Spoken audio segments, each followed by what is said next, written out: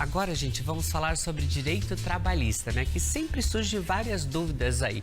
E hoje vamos falar sobre o pagamento do salário, gravidez, férias, entre outras perguntas aí que geralmente nós temos. Vamos conferir junto? Bora lá!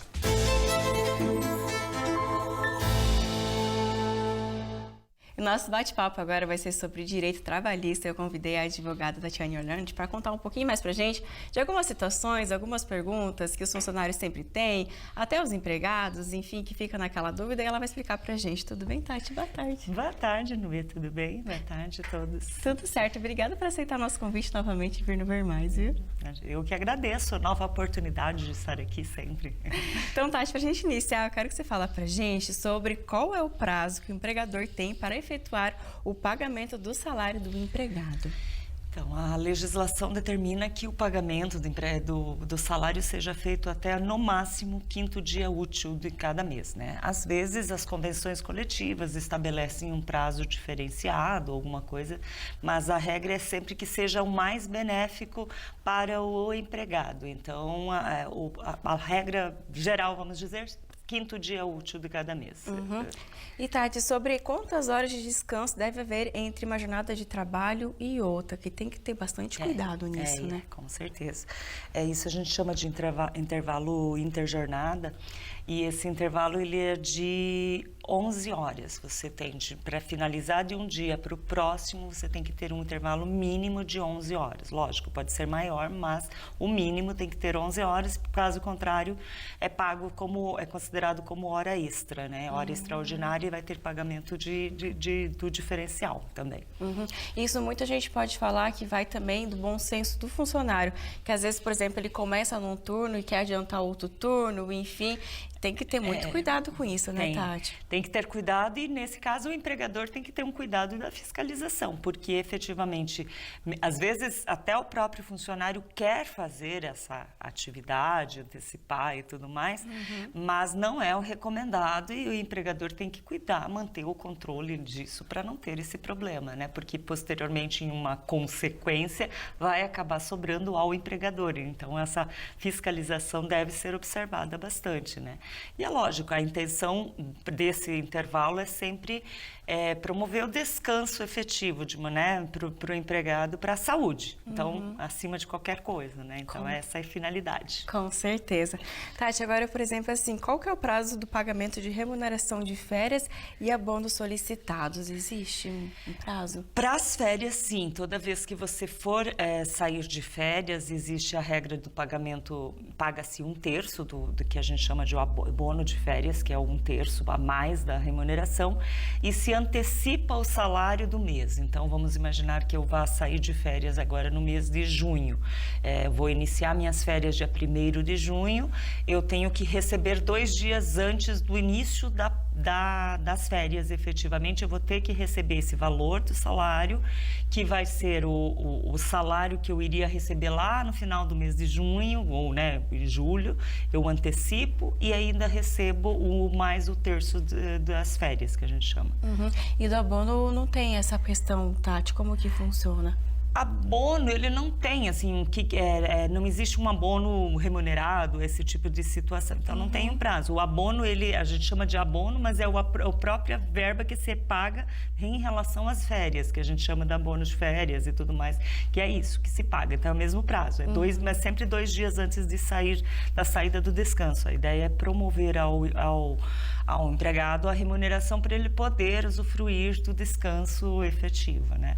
Sempre digo que tem que cuidar o empregado, lembrar que quando ele retorna das férias, ele não vai receber um novo salário, né? Então, você tem que administrar esse dinheiro a mais que entra na conta num mês, para não gerar problemas futuros, né? Porque você vai ficar 2 meses sem receber depois, né? Posteriormente. Exatamente o que isso eu ia falar para você reforçar, porque muitos ficam felizes, né? Às vezes, estou recebendo aqui o valor das férias, enfim, aí vai, curte as férias e tal. Aí volta a trabalhar e volta foto para que a realidade... Opa, peraí que eu vou ficar sem salário. Exatamente. Né? Vai demorar mais 2 meses para você receber alguma renda, né? Então tem que ser administrado esse valor adicional recebido para não ter problemas, né? Uhum. E Tati, como proceder no caso, por exemplo, que o empregador, ele abandona o emprego? Como que deve ser o passo a passo disso? O empregado, né? Quando o empregado ocorre de abandono, às vezes pode ocorrer, né? O empregador, ele deve promover de alguma maneira provas, né? Fazer provas de que houve essa falta, que houve essa ausência. Então, ele deve comunicar. No passado se usava, inclusive, publicava-se em jornais, alguma coisa disso. Hoje em dia não há mais necessidade, nós temos vários meios para isso. Ou você, se o funcionário tem e-mail, tem WhatsApp, comunicações, isso tudo pode ser juntado. Se ele faltar ao trabalho por mais de 30 dias, é considerado abandono, e aí o empregador pode, juntando essas provas, entrar com uma ação, que é a ação de rescisão do contrato, e ele faz a baixa via judicial da carteira e faz a coisa como abandono de justa causa por abandono de emprego. E daí, no caso, quando é justa causa, assim, não vai receber nada, né, Tati? Só vai receber o saldo de salário do que ele teve, algumas questões, tipo, se tiver férias vencidas, aí sim ele já vai receber essas verbas em si. Mas multa do FGTS, o próprio saque do FGTS, seguro de desemprego, o aviso prévio, essas verbas não recebe nada, né? Então, o que tem, é lógico, sempre vai ser ressarcido aquilo que ele já tinha direito, como, por exemplo, saldo de salário, que é o tempo que ele trabalhou, as férias que ele já tinha o direito a receber. Ele só não vai receber a proporcional, porque a ideia é a justa causa é uma ideia de infração e, portanto, você faz um castigo, né? Uma punição ao funcionário que está fazendo essa falta. Então, ele vai perder o direito de umas férias proporcionais, não as férias vencidas. Tati, por exemplo, quando acontece do funcionário estar com salários atrasados, como que ele deve proceder para ir à busca disso? Aí é o contrário disso que nós falamos em relação ao empregador. O empregador, ele tem a obrigação dele fazer o pagamento nas datas corretas, nas atividades corretas. Se isso costumeiramente atrasa, ou inclusive não se aplica esse prazo que eu falei dos 5 dias, o empregado, ele pode entrar, então, com uma ação, contrário da anterior, também alegando a justa causa, mas nesse caso a gente chama de ação de rescisão indireta, onde você alega a justa causa do empregador, ou seja, o empregador deu causa à demissão e ele solicita via judicial para que o juízo, né, em sentença, reconheça a rescisão, e aí ele vai ter direito, o funcionário vai ter direito ao aviso prévio, FGTS, multa, tudo que ele teria direito como se o empregador tivesse demitindo, né? É um descumprimento de uma cláusula contratual que o empregador está fazendo. Então, gera também. É uma troca, né? Da mesma forma que o empregado pode gerar um descumprimento de obrigação, o empregador também pode ter, e aí gera a possibilidade da demissão por justa causa de um por outro. E Tati, por exemplo, assim, quando a funcionária está gestante, a partir de que ponto que ela não pode ser demitida?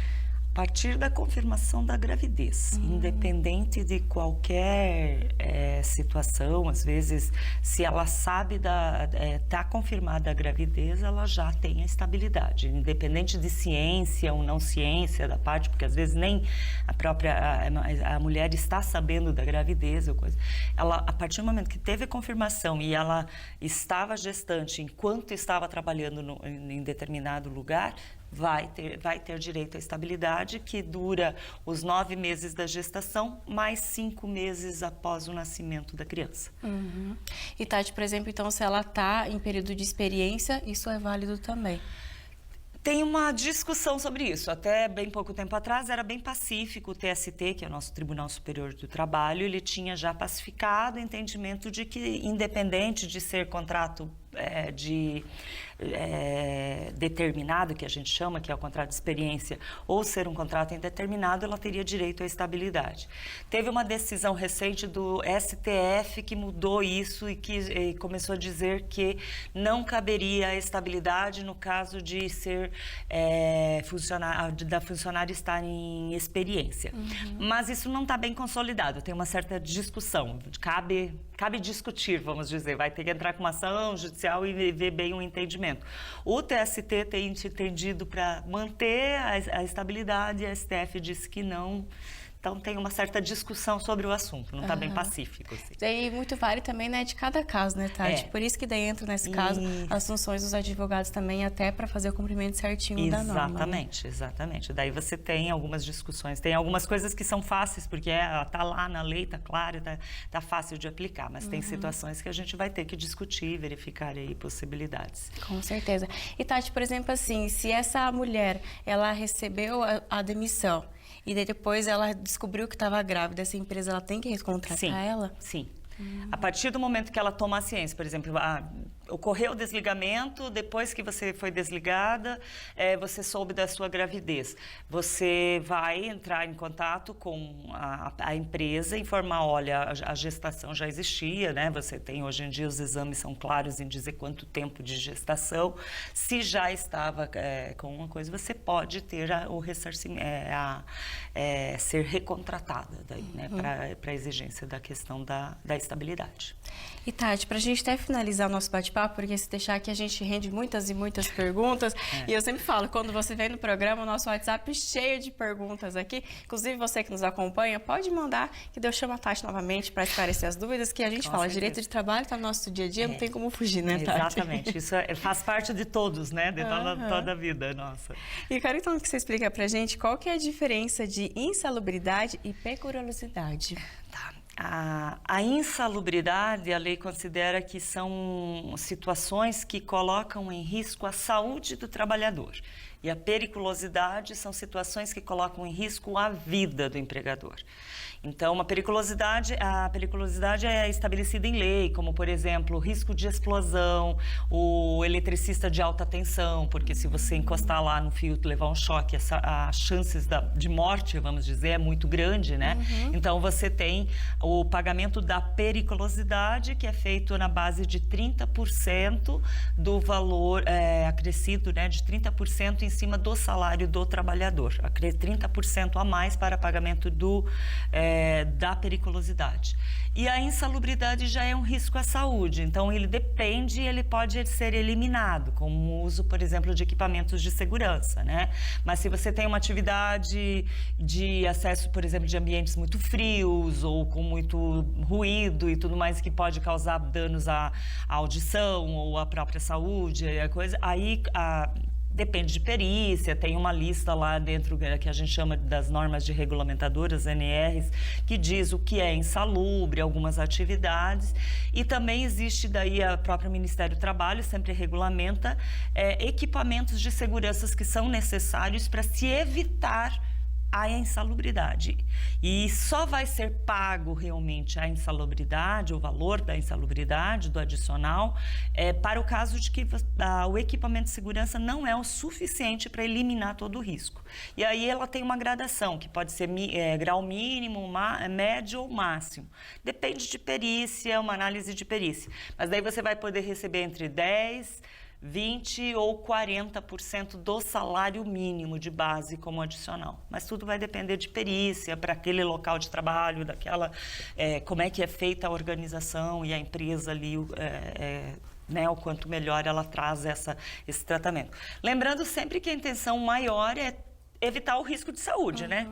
Então, no risco da saúde, então, se puder evitar, perfeito, resolvido o problema. Não precisamos pagar o adicional, né? Melhor você não receber e ter a saúde do que o contrário.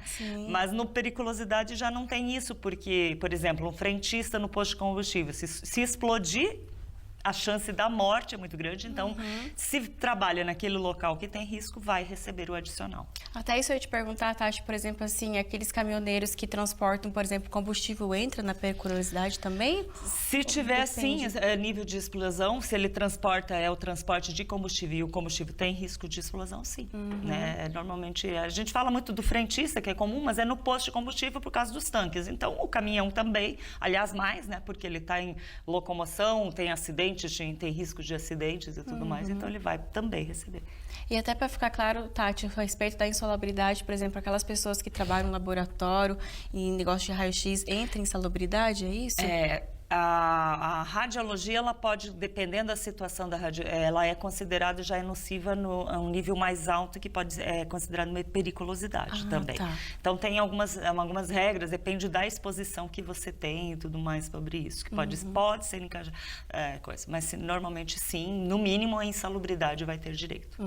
Então tá aí, gente, explicações para vocês sobre o direito do trabalho. Tati, agradecer novamente por você vir aqui no Ver Mais. Obrigada. Imagina, obrigada pelo convite, sempre estarei à disposição aí quando precisar.